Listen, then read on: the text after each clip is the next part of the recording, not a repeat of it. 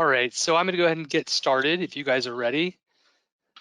Thanks you We're guys ready. so much for everybody for joining me and us today for today's webinar. We're here today to make smarter inventory decisions using the Sage Inventory Advisor. My name is Jason Molyneux. I'm a customer success manager here at BrainSell. We also have Tom Wilson on the phone with us today. He's a senior solutions consultant at NETSTOCK, and Russ Graff, the VP of channel management at NETSTOCK. Thank you guys so much for joining me today. I really appreciate it. Our pleasure. Thanks. Before we jump in, let's cover just a few housekeeping items. Today's session is going to be 45 minutes long with a 15-minute Q&A at the end. It's an interactive discussion, so if you have questions that come up during the presentation, please feel free to drop them into the question box and we'll try and answer all of them at the end during the Q&A. We're also going to be recording this event, so if you want to review and share it at the end, you can, and we'll share it via an email to you, and you'll likely see it in your inbox tomorrow morning. Just a quick agenda. Today we'll be covering what Sage Inventory Advisor is, the customer benefits, and then we'll be giving you about a half an hour long customer product demonstration. Before we get started, we have 2 poll questions that we'd like to get your input on. The first one here is, how are you handling demand and inventory planning currently today? So if you'll just take your mouse and click on a response there, we'll give you just about 30 seconds to answer. Just let me do this up front. Wish we had the Jeopardy music to play here.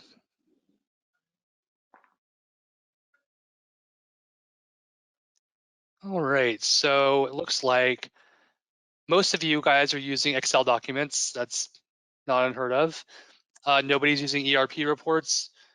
A few of you are using custom reports, and nobody's using their gut feeling, which is good. That's good. Yeah. All right, we got one other question for you guys. Today, what is your major challenge that you have with inventory? So if you had to pick one of these selections, what would be your biggest challenge to inventory tracking?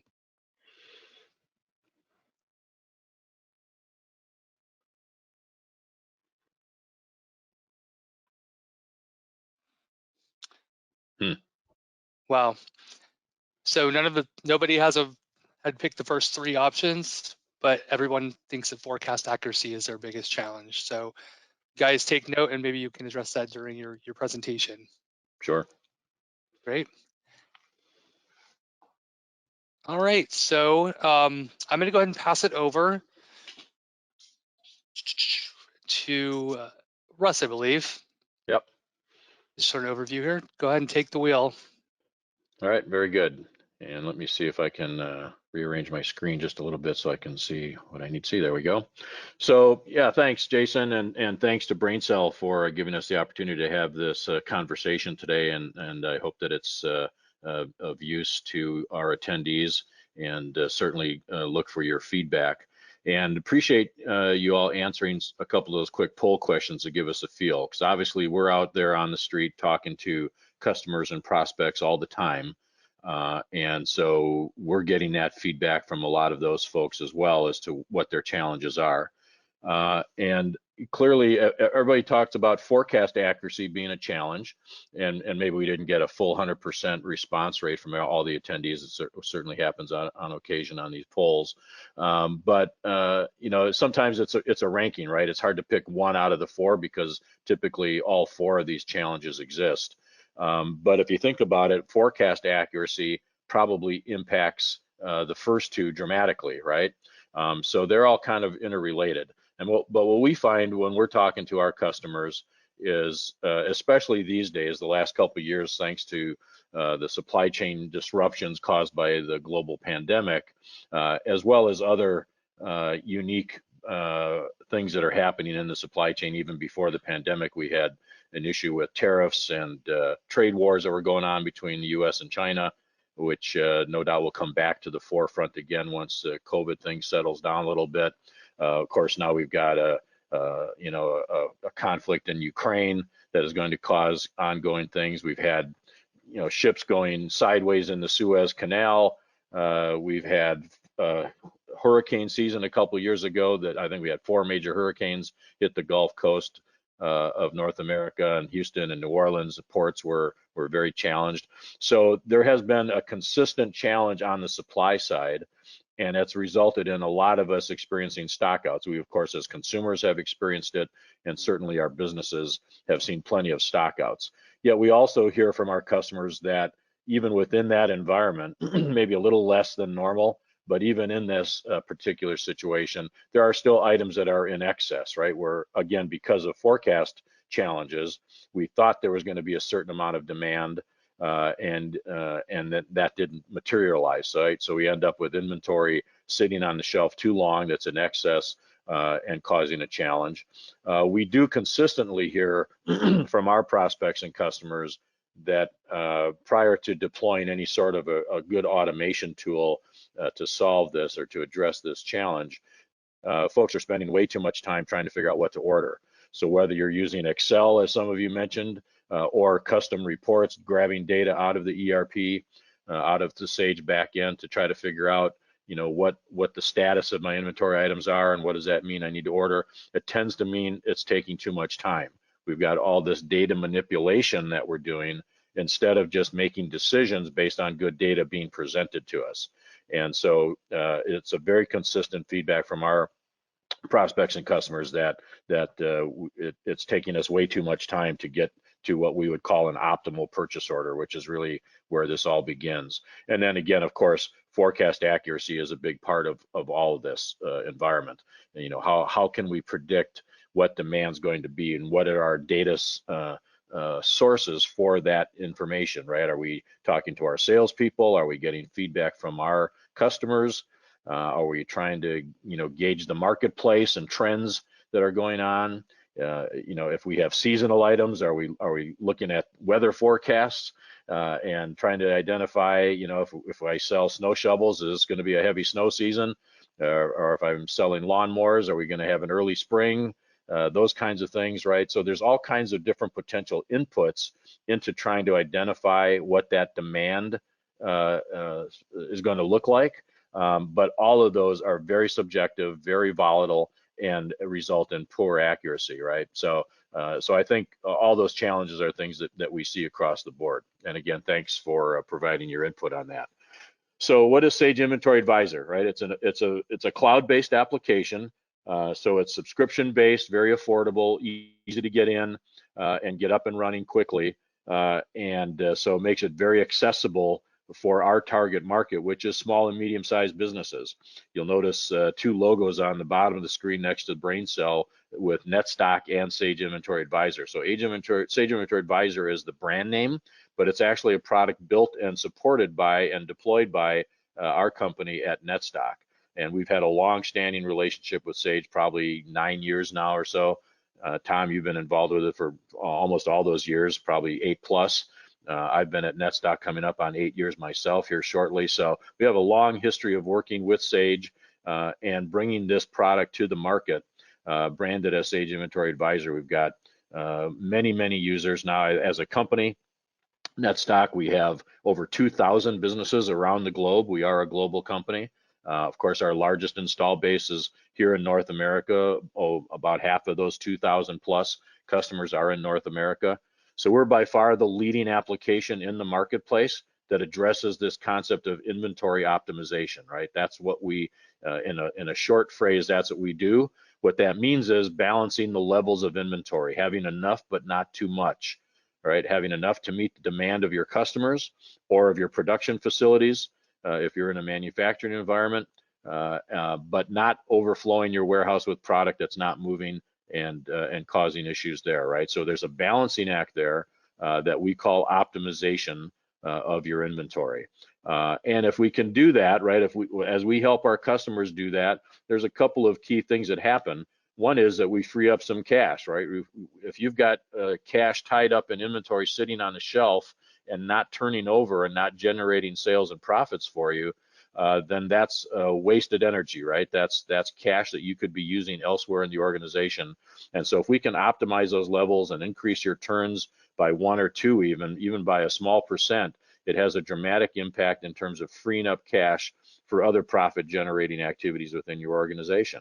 And at the same time, there's actually a direct cost savings that occurs there because there are carrying costs on that inventory, right? You're paying property tax, it's taking up space in the warehouse, you got to count it, move it around, there's risk of obsolescence or breakage or other shrinkage that occurs.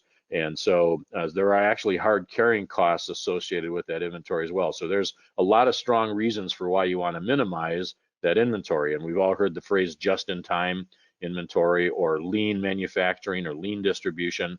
That's what that's all about, right? Is how can I stay as lean as possible, but still have what I need to meet the requirements and the demands on that inventory. And I think if anything that we've learned from the disruptions resulting from the pandemic over the last couple of years is that it's possible that we've gone a little bit too far to that extreme, right? The pendulum may have swung a little bit further to the lean side than we might prefer. And we now realize that maybe we need to have a little bit better risk mitigation and a little bit more of a well-calculated safety stock. And Tom will talk a little bit about that in the demo here in a few minutes so that we can manage those risks correctly. The second thing, though, that if we can optimize our inventories, it really results in improving our customer service. We'll have less stockouts. We'll have increased sales and increased customer satisfaction as a result of that, and increased customer retention. Right, we live in a world today where we're all used to going to Amazon or clicking on a different link online and finding what we need and getting it almost instantaneously these days. And so we've all grown up in that environment. And our customers and your customers in the business in a B2B environment, expect that kind of performance now as well. It's now created that sort of Amazon expectation, if you will.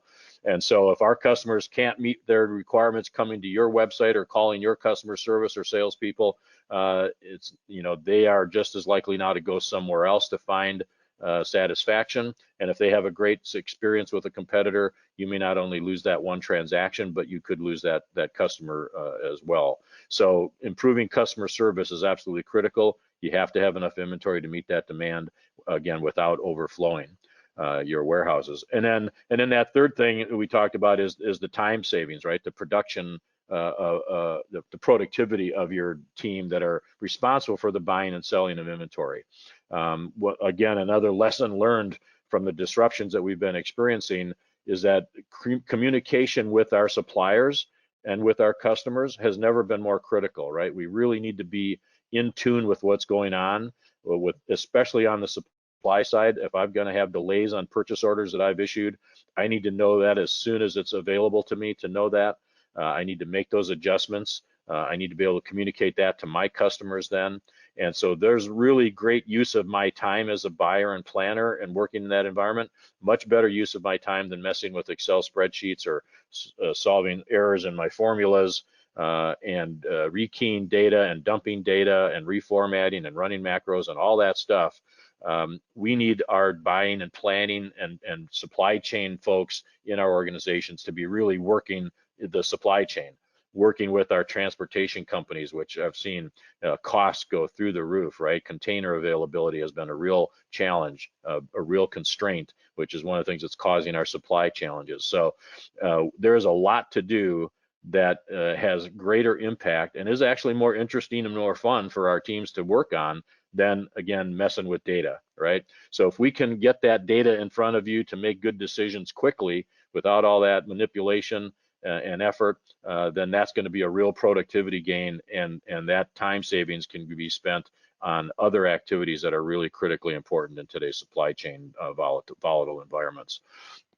So the way that the application works is really pretty straightforward. We grab the data from the back end of the Sage ERP, whether that's Sage 300, 100, X3, Sage 500. We've got integrations that are certified and tested and heavily installed in all those different Sage ERP environments. We have proven connectors, and we grab that data in a very secure environment. NETSTOCK puts a lot of emphasis on security. We're going through the process of a SOX certification right now to make sure that we're properly certified and secure. So we grab that data in a very secure environment very quickly. We upload all the tables and files that we need to do our analysis. Think of us as kind of an analytics tool focused on inventory.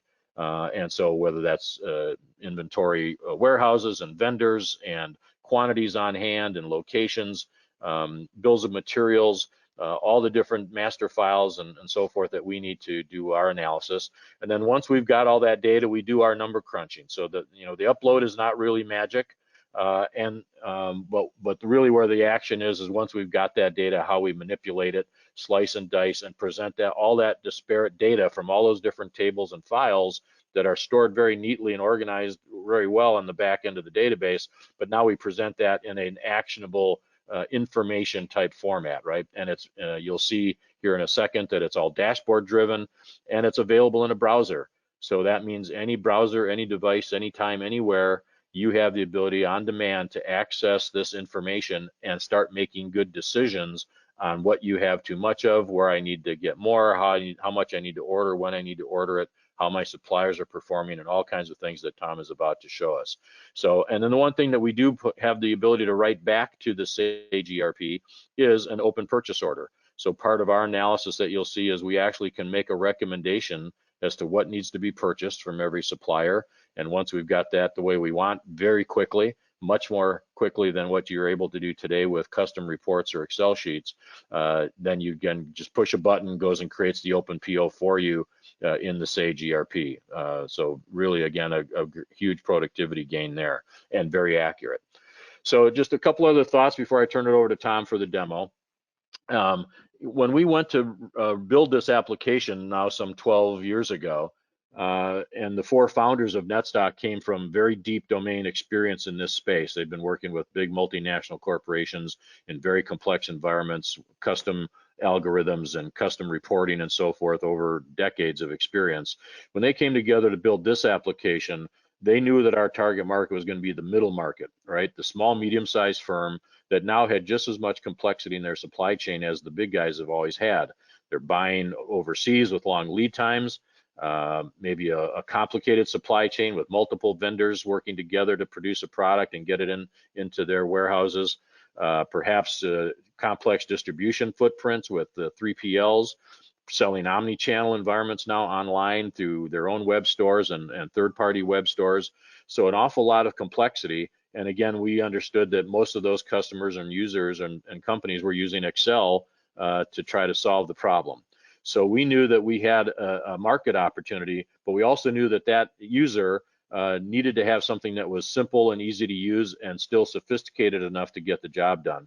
So easier said than done, but that's exactly what we accomplished with the production of this application.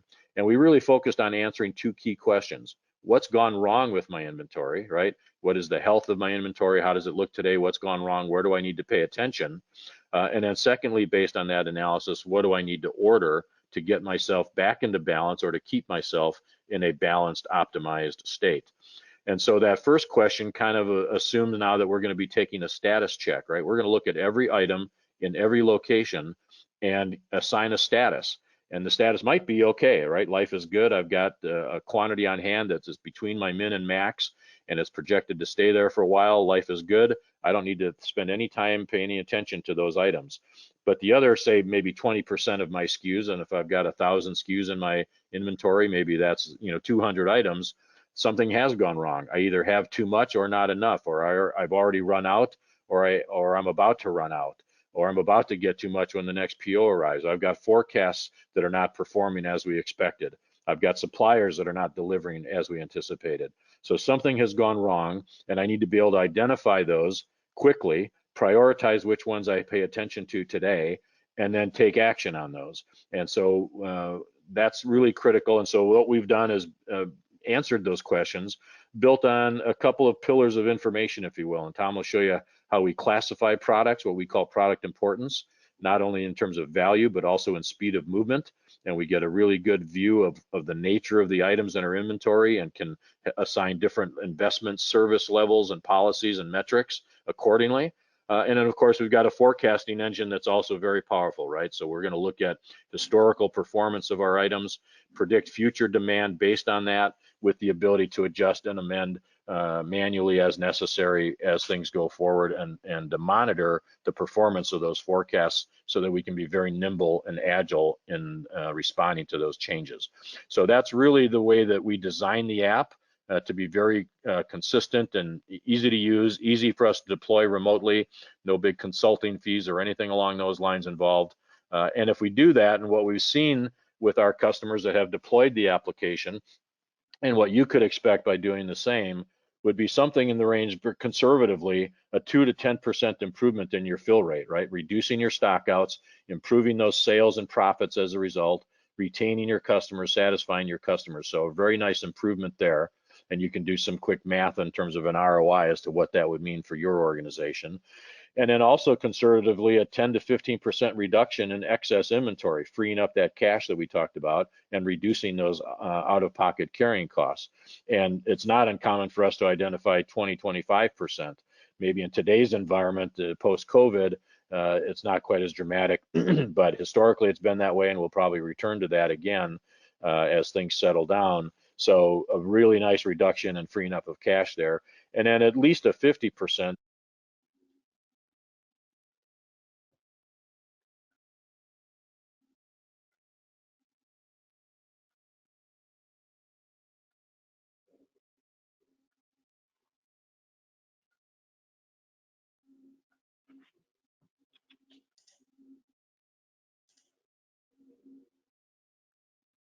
Okay, hey, thanks, Russ. Hey, Russ, can you give me a thumbs up if you can hear me?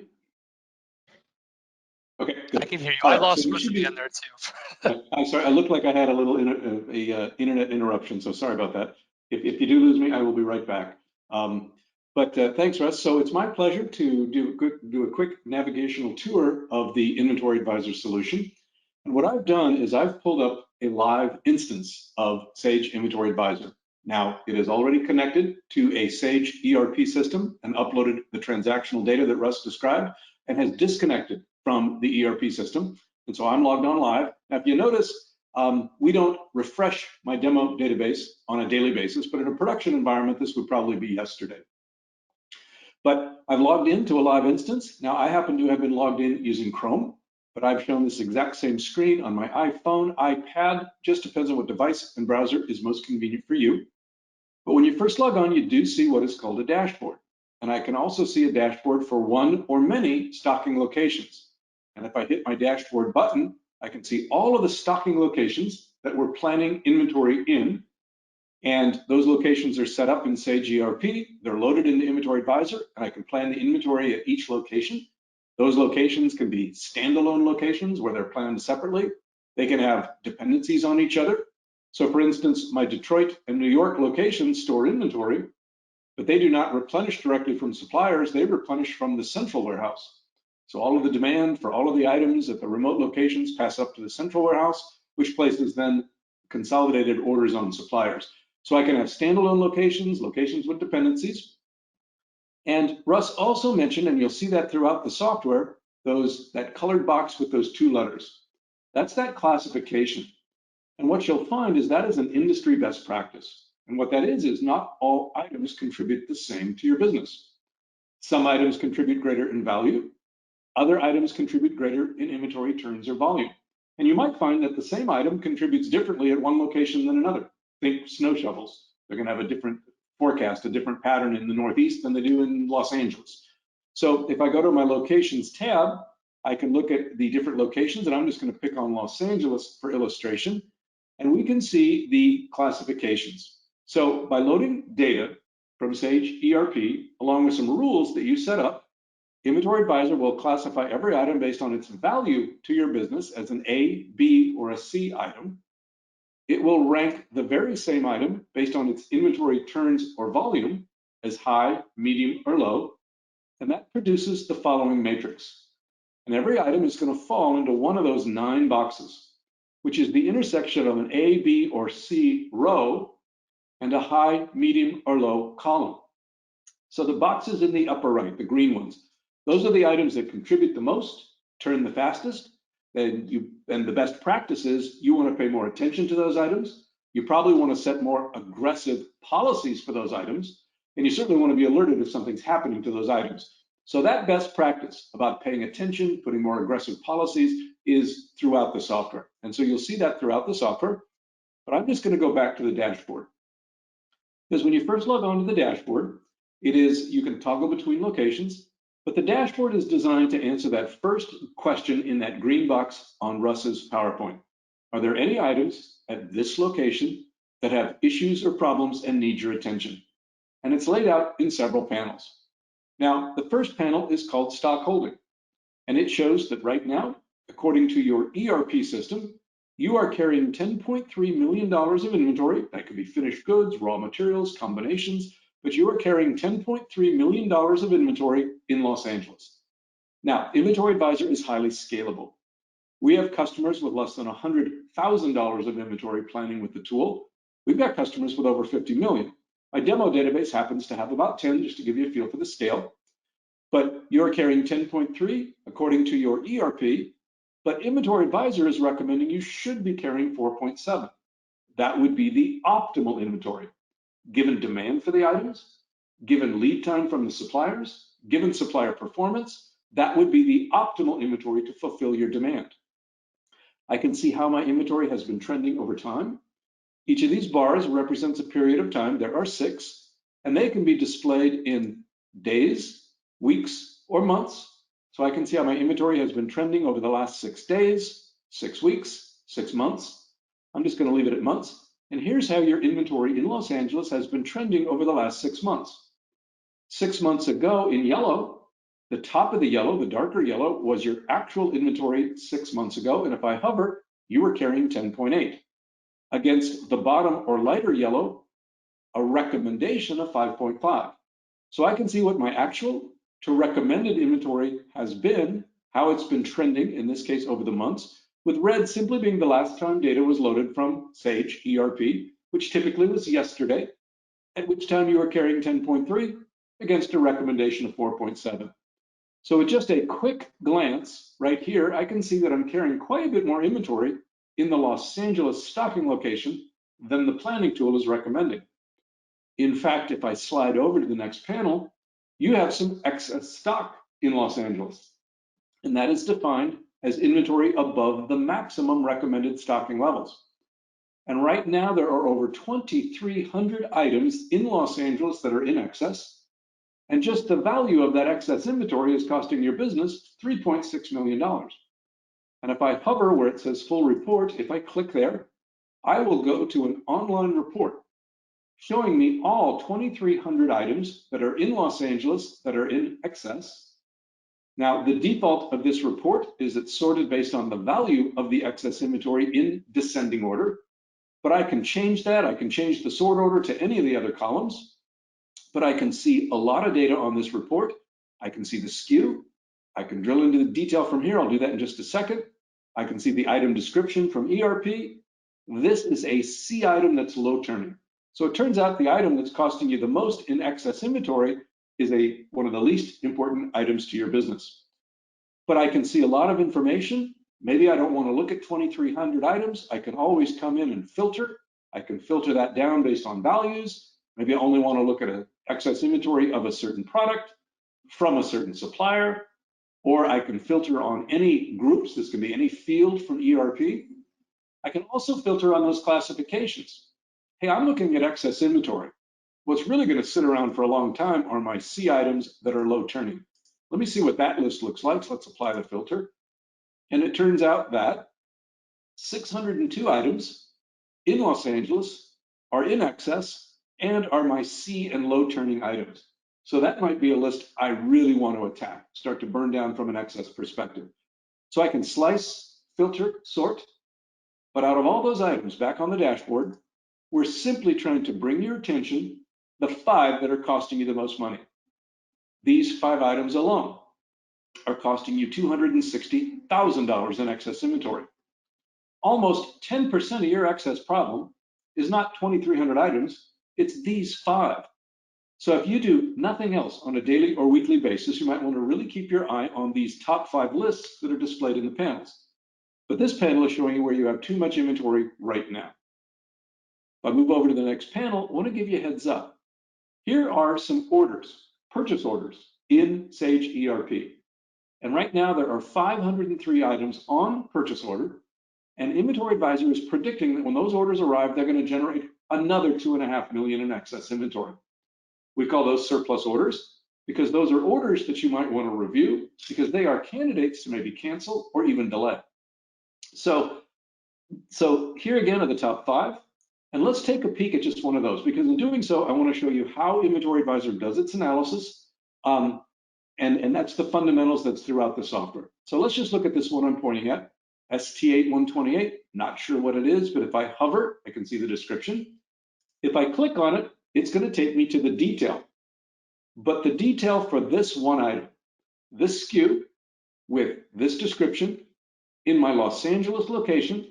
Now, this happens to be a finished good that you might buy and resell.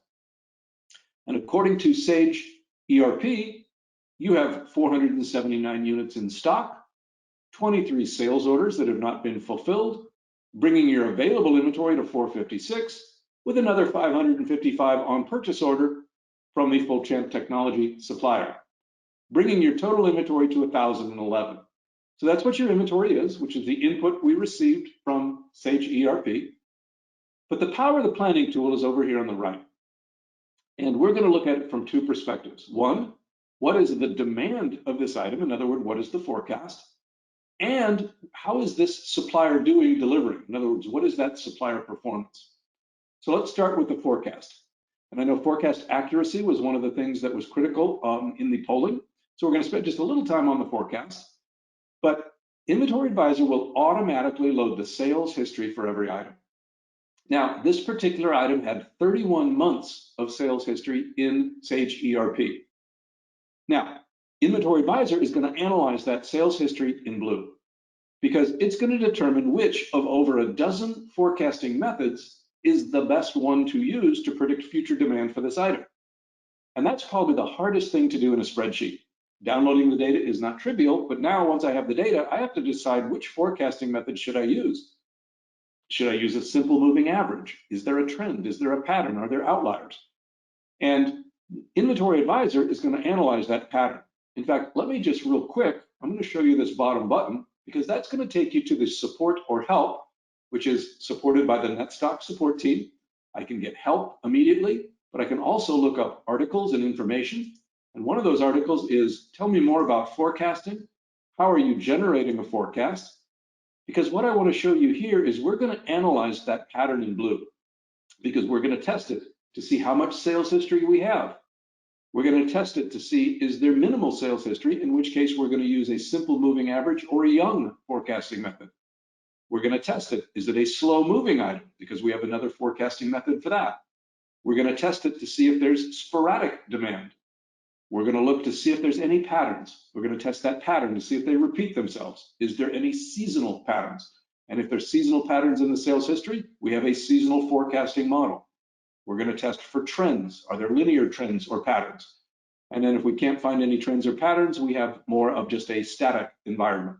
So the point is, we're going to use what's called a best fit method to test that sales history, pick the best forecasting method, and use it to create a computer-generated forecast for the next 12 months. We can also extend that to the next 24 months. In any event, you can go change that forecast, but we are going to track that forecast. And we're going to track it several ways.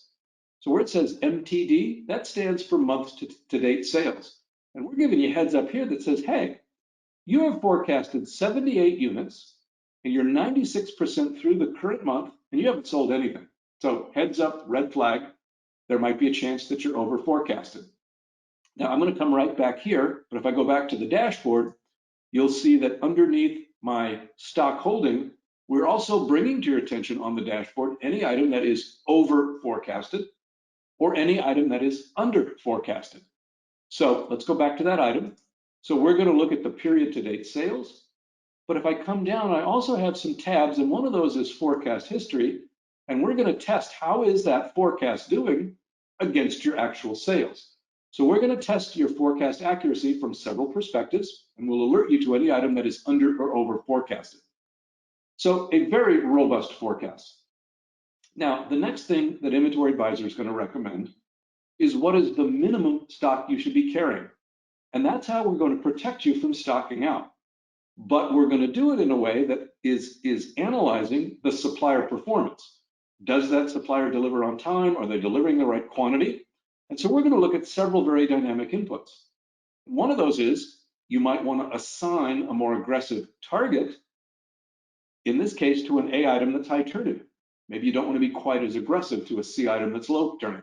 So you're going to give a little more respect, if you will, to those higher value items. We're going to look at the lead time.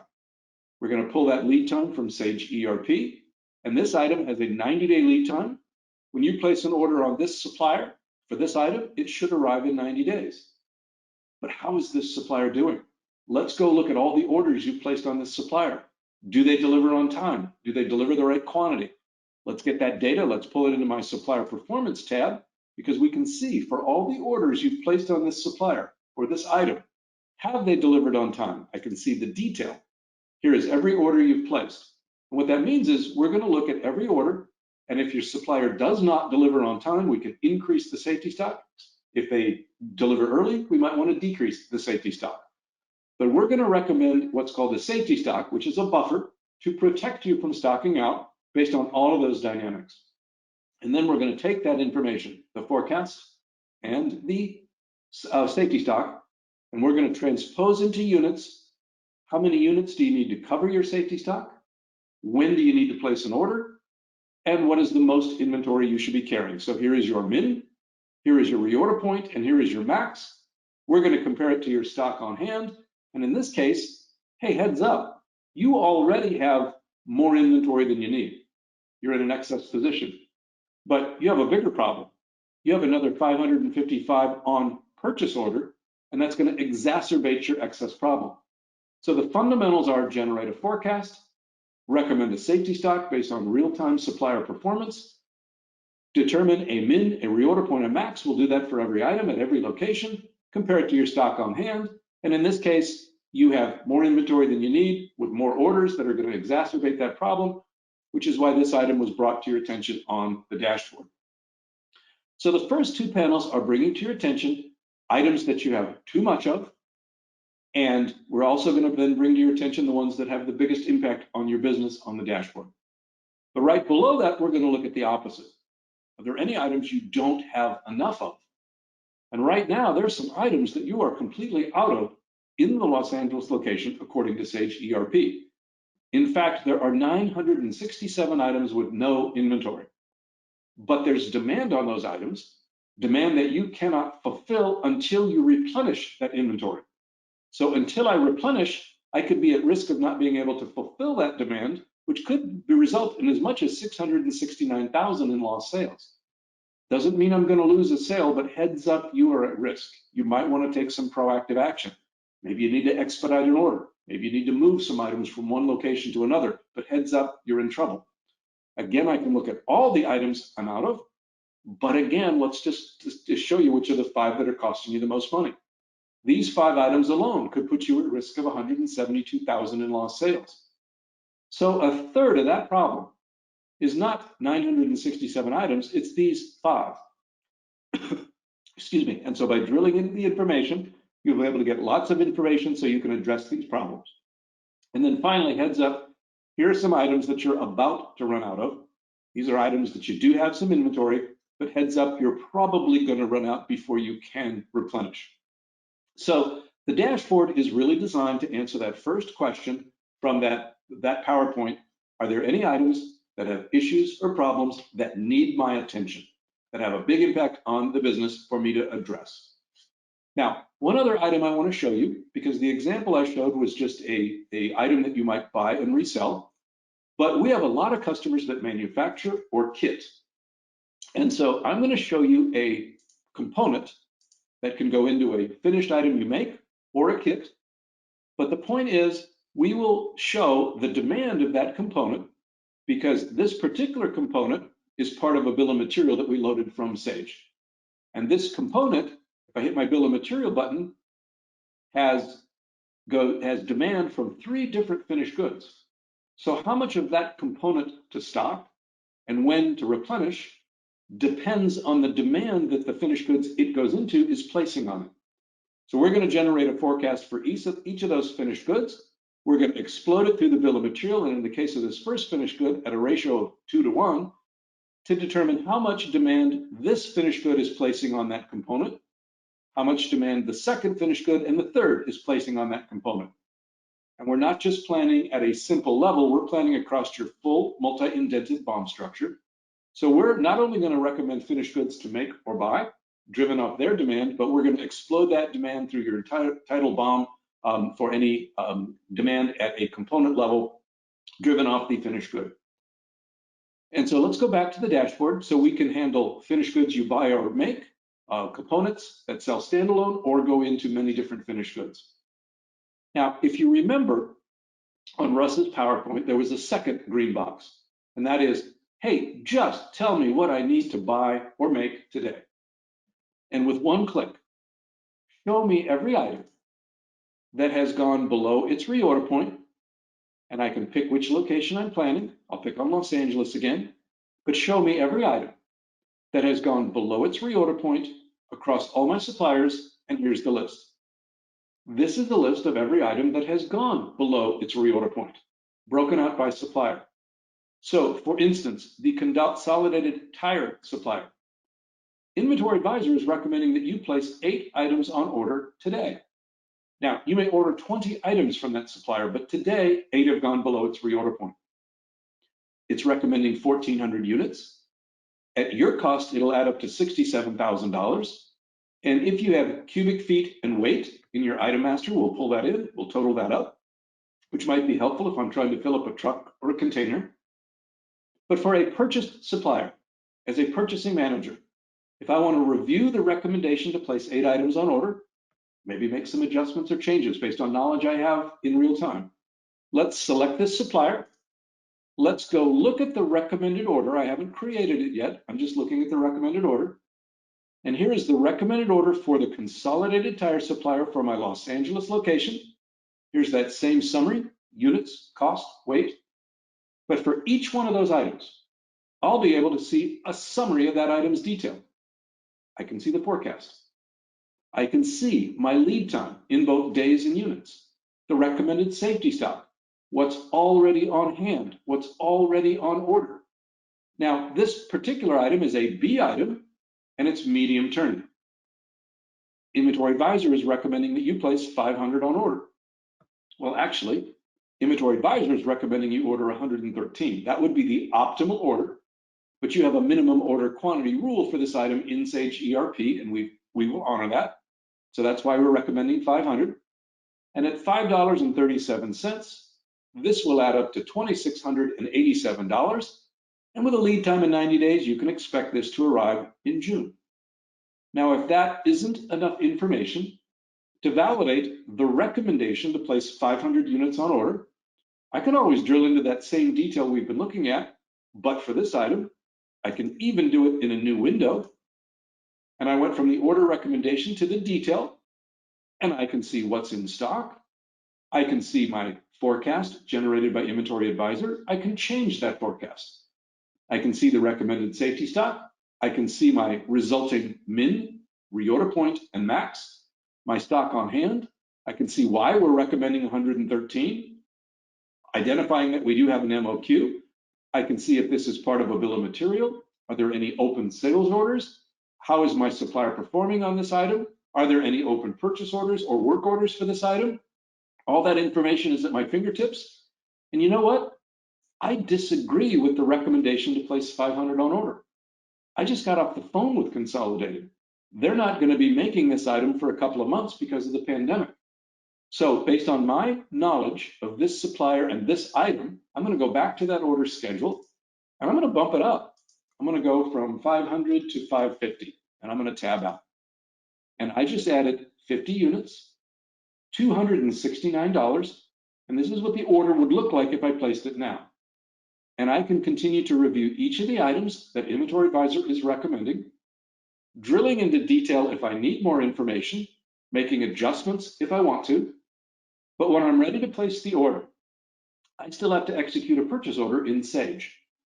I don't have to, though, go type that into a Sage PO. All I have to do is hit the download button. and this will be immediately extracted as a file and imported into the purchase order module of Sage ERP. Now, you'll still need to release that PO.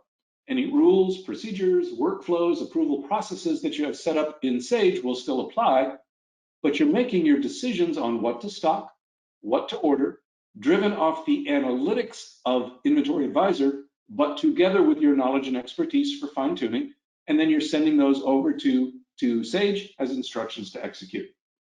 And what you'll start to see as you use this tool is you will start to see your inventory trend towards the model.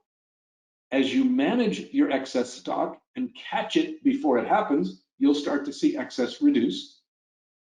As you catch stockouts before they happen and place optimal orders, you will start to see stockouts reduce.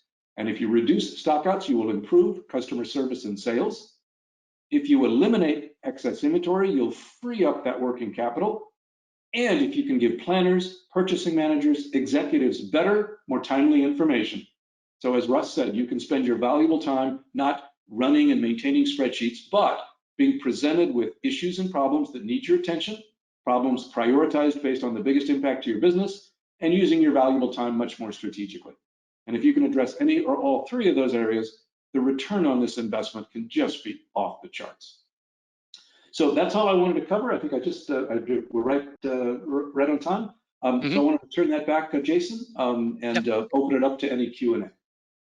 Thank you, Tom. That was great. Super informative. Oh, and Russ is back. I think we had maybe some sound issues, but yeah, hopefully you can hear me now. Yeah, we can hear you now. Great. All right, great. Sorry about that. Yeah, again, thanks, Tom. That was super informative. We do have some questions. So I wanted to start off. I heard you mention the MOQ in the dashboard part of your presentation, but there was one specific to MOQ reviews. The customer wants to know, does this program assist in completing MOQ reviews in their industry? They have extremely volatile materials, which require them to overorder by a few $1 million. Therefore, the lead times bounce around, and they're identifying MOQ reviews on a weekly basis as part of their risk assessment review. So Russ, you can add some too. I wouldn't say that it necessarily addresses that question specifically, but it certainly does peripherally. We are going to, if you have disruptions to lead time, if you have disruptions, we're going to identify that. That could be an item that's about to stock out. So you're going to see that item giving you a heads up on the potential stock out areas. So you'll certainly see it there. If, on the other hand, you have too much inventory, you'll see that picked up on either surplus orders or excess stock. And that could certainly be a tip that, hey, maybe I've got too much inventory or not enough. And that might be a clue that if I do have an MOQ, that maybe I want to look and see if that's still an appropriate MOQ under the current market timelines. But we do read the MOQ from ERP. And if you want to change it, you would change it in ERP. And the other thought, Tom, is I wonder if we could leverage the data there that's sitting in Sage Inventory Advisor, the MOQ and those stock statuses and other data points, and put that into a custom report that maybe could be sorted and filtered and highlighted a certain way that might then facilitate the review process, right? So I think there might be some ways that we could leverage the data we've got. Yep. So any of the data that's in Inventory Advisor can be extracted into a report format. And yeah, and from there I could put in all kinds of pivot tables. Maybe I could pivot on excess inventory and then pivot again on excess inventory with MOQs. So there's a lot of things I could do there, yeah. Yeah, okay. Great, thank you. And then next question. Is this system able to integrate with eRequester to assist in auto billing of purchase orders? Well, so eRequester would be integrated to Sage. And then any data from between eRequester and Sage, we would pick it up from our data inputs from Sage. Yeah, so it's not a direct integration, but they certainly help each other. But Sage is the central point of data flow between both of those places, rather than directly between eRequester and Sage Inventory Advisor. Yeah. Great, thank you. And I forgot to mention at the beginning, but if anybody on the call doesn't get a complete answer to what they want to hear and needs more info, please email me or put it in the chat and we'll get to it. And if we don't get to all of the questions, we will eventually email you out a response. We have a couple more. Do you need to be on the most current release of Sage to install Sage Inventory Advisor, NETSTOCK? No, absolutely not. Great question. So Because we are a cloud delivered service, we connect to the Sage ERP, and we can go all the way back. For Sage 100, it's 4.3, 300, it's 5.4, 500, it's 7.4, and X3, it's 5.0. So we can go all the way back to those releases. So there's no requirement to be on a current release. But if you are on an older release and you upgrade to a newer release, it does not impact Inventory Advisor. Oh, good to know. And hopefully you're not on that older release.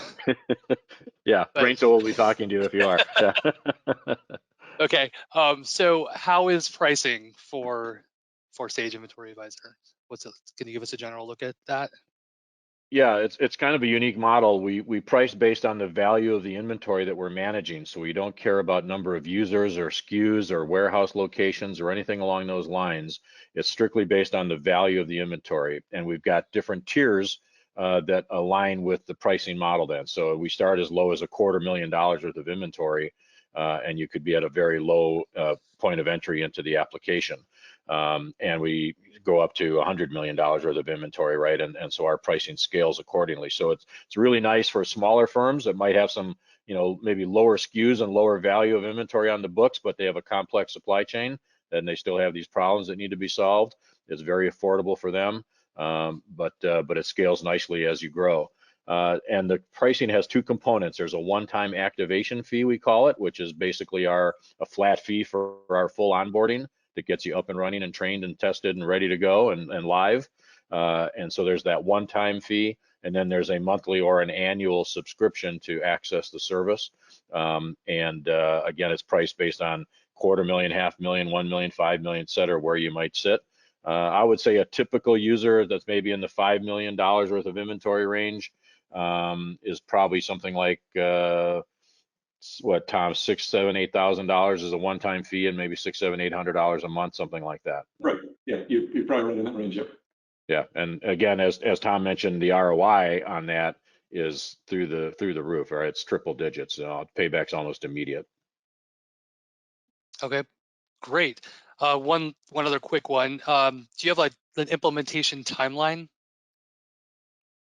Yeah, as you can imagine, with us having done a couple thousand or more of these implementations over the last few years, we've got a very mature methodology and process in place, a very well-defined 5-step approach that we take that is a combination of coaching as well as some self-teaching. We've got built-in learning management tools and so forth and videos, and it's a really well-defined process. So a typical distribution company is probably 6 to 8 weeks. If you're doing bills of materials and manufacturing or light manufacturing, maybe that extends it by an extra week or two to do some additional testing and training. I've seen it go as quickly as 2 weeks, but I wouldn't recommend that because it's probably about 40 to 60 hours worth of actual time. I don't know, Tom, if you would concur with that. That's kind of what we look at, and we like to spread that across those 4 to 6 to 8 weeks to make it easier to digest and give time for people to play and get used to the interface and so forth. Okay, great. Sounds good. Very consistent, mature methodology. Yeah. All right, we've just got a couple more minutes. Let me hit one more question for you guys. This is a sort of long one, so let me read it to you and let me know if you get it. So are you able to forward forecast with a sales order? We don't always have a sales order, but we know we'll be doing a certain amount of work each month for the next 5 years. Can it forecast off of that? So we're going to forecast off of sales history, and then we're going to generate a forecast based on that. But we will also look at real sales orders, and we assume that those sales orders are consumed in the forecast. If, however, a sales order is greater than the forecast, we will adjust accordingly. But the sales orders are consumed in the forecast, which is based on sales history. And that would be a great topic to dive into an individual demo and conversation, right? That's a perfect example of where we could get a little bit deeper on that and show you how that would work. Yeah. Perfect. Okay. Well, for now, I think that's good. I wanted to just take a stop there and thank you, Russ, and you, Tom, for your time today. If anybody on the call has any follow-up, please get in touch with me or Tom or Russ, and we'd be happy to set up some time with you individually. You can, read this right here. Schedule a custom demo of Sage Inventory Advisor and receive 20% off your activation fee until April 30th. That's a nice offering. That's great. Yeah. Sorry, guys. And I think that's all for me. We'll share the recording and be following up with you later this week to get feedback on any content and schedule the next steps.